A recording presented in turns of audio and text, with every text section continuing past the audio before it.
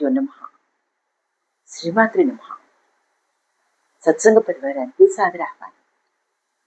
జగన్మాత అనుగ్రహంతో ఈరోజు మనము జగద్గురువులు శ్రీ శ్రీ ఆదిశంకరాచార్య విరచిత సౌందర్య లహరి స్తోత్రంలోని 27వ శ్లోకాన్ని సూక్ష్మంగా తెలుసుకునే ప్రయత్నం చేద్దాం.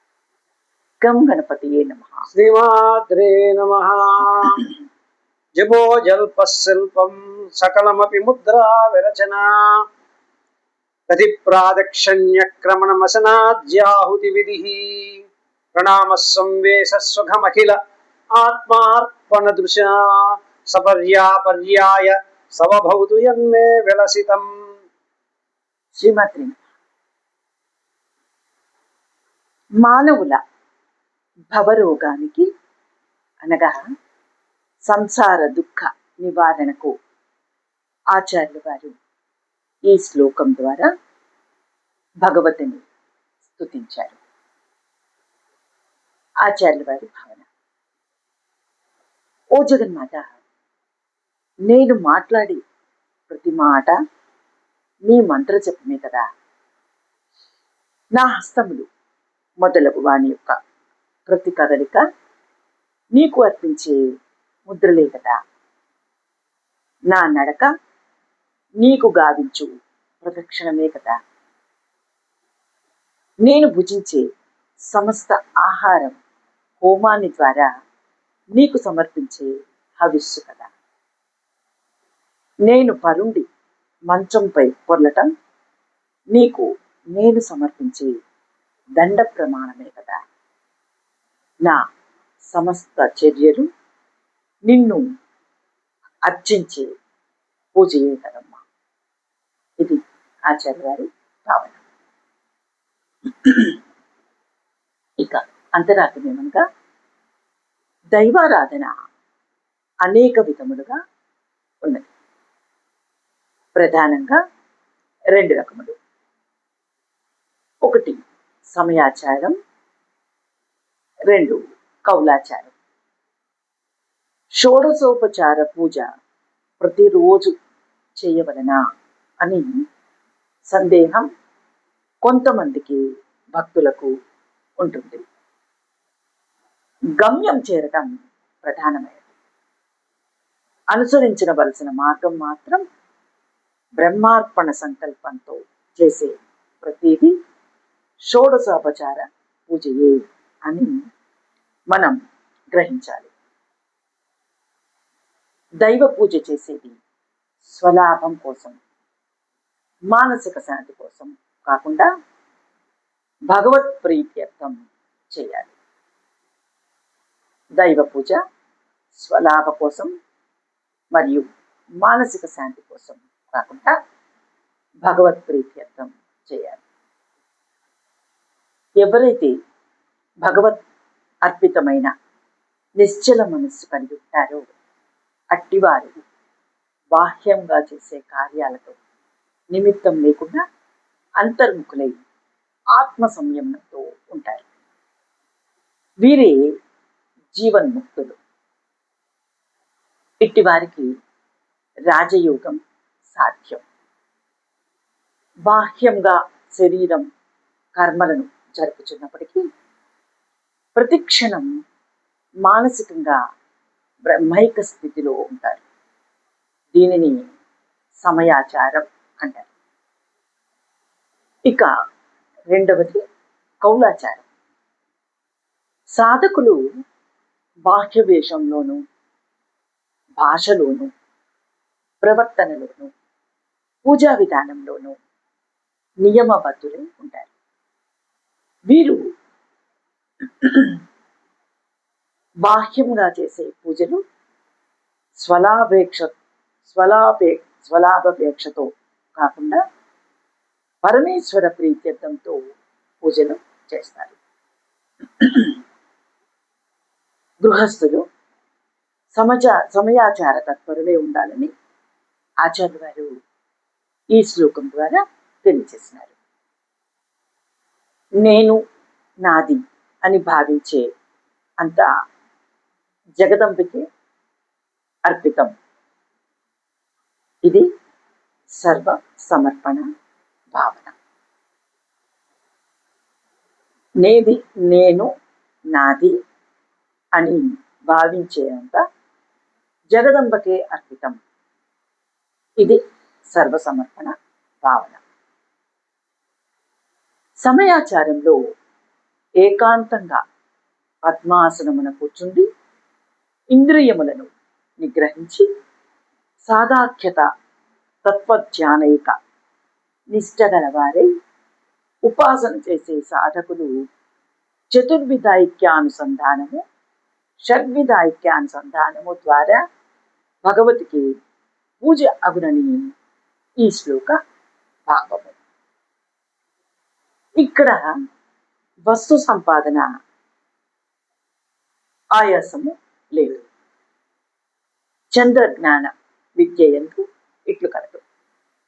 సూర్యమండల మధ్యస్థాం దేవి త్రిపుర సుందరి పాశాంకుశ ధనుర్బాణ ధారయంతి ప్రపూజయే.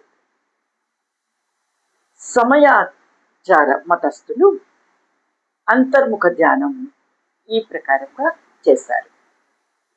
సూర్యమండల మధ్యమంతున్న దేవి అపు త్రిపుర సుందరిని పాశాంకుశ ధనుర్బాణములను ధరించిన భగవతి మనస్సునందు ధ్యానించి పూజించబడను.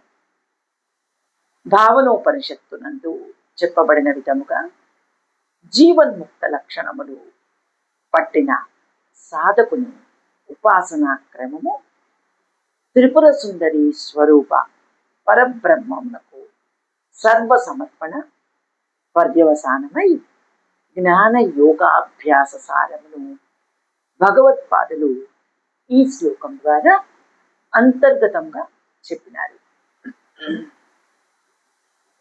సకలములైన వాక్యములు పలుకులు జపమెత్తగును. అన్ని వాక్యములు పలుకులు అక్షరములతో వర్ణములలో వర్ణములతో కూడినవే కదా. అన్ని వాక్యములు పలుకులు అక్షరములతో మరియు వర్ణములతో కూడిన పలుకులే కదా. అక్షరములు వర్ణములు మాతృకలే. శ్రీమాత మాతృకా వర్ణ రూపం. అన్ని పలుకులు జపతుల్యమే. జపముగానే పర్యవసించు. శిల్పము అనగా చేతిముద్రలు. అభినయించటం శ్రీమాతకు సంతోషకరం. మరియు గతి ప్రాదక్షిణ్య క్రమణము అని చెప్పబడింది. ప్రాదక్షిణ్య క్రమణము పాద వ్యాపార రూపము అయినదే. భక్షణాది అనగా భక్ష్య చోష్య పేయ లేఖ్యాదులు లోపలికి తీసుకోవటం ఆహుతి విధి అని చెప్పబడినది. శ్రీమాత జఠరాగ్ని స్వరూపమే. సంవేశము అనగా శయనము అనగా పరుగటం. ఇది ప్రణామం ఎట్లయినది. ప్రణామము అనగా దండవత్ ప్రణామ ప్రణిపాత రూపము అయి ఉన్నది. నిద్రాది సుఖ అఖిలము ఆత్మార్పణ దృశ్యములు. స్వ ఆత్మ పరదేవత కాబట్టి అభేదనారోపణ బుద్ధితో ఏది విలసితము అగునో అది శ్రీమాతకు సంతోషకరము. ఇది సపర్య పర్యాయము అగును. షోడశాక్షరి మంత్రన్యాసములు రెండు విధములు. ఒకటి షోడసన్యాసము, రెండు మహాషోడసన్యాసము. మహాషోడసన్యాసకర్త నిత్యశుద్ధుడు. అట్టివానికి జపో జల్ప జల్పము జపముగా పర్యవసించును. ప్రతి పూజ చివరన తత్సత్ బ్రహ్మార్పణమస్తు అని పెద్దలు చెప్పిస్తారు.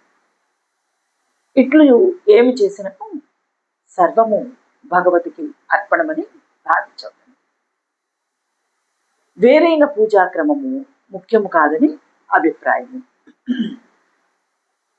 శంకర భగవత్పాదుల వారు శివమానస పూజ స్తోత్రం నందు రత్నై కల్పితమాసనం హిమజలై స్నానం చ దివ్యాంబరం నానారత్న విభూషితం మృగమదామోదాంకితం చందనం జాతి చంపక బిల్వ పత్ర రచితం పుష్పం చ ధూపం తథా దీపం దేవదయానికే పశుపతే హృత్కల్పితం గృహ్యతాం అని పశుపతిని స్తుతించింది.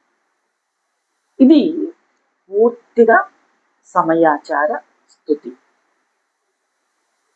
సమయాచార భక్తి, ఆసీనం, సింహాసనం, స్నానం, గంగాజలం, దివ్య వస్త్రాలు, కస్తూరి గంధం, మల్లెలు, బిల్వాలు, ధూపదీపాలు నా హృదయం నందు ఊహించి నీకు అర్పిస్తున్నాను.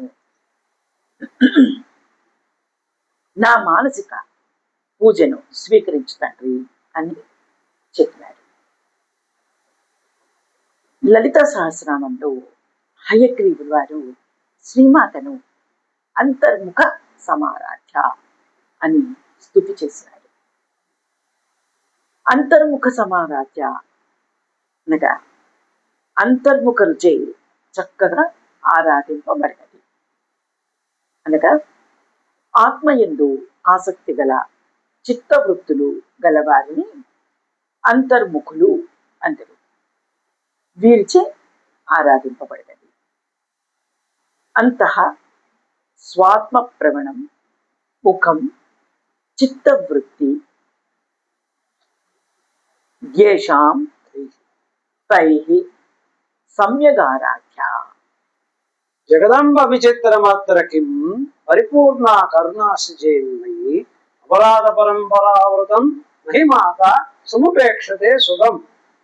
ఇది ఈ శ్లోకం యొక్క మొదటి భాగ సూక్ష్మ వివరణ.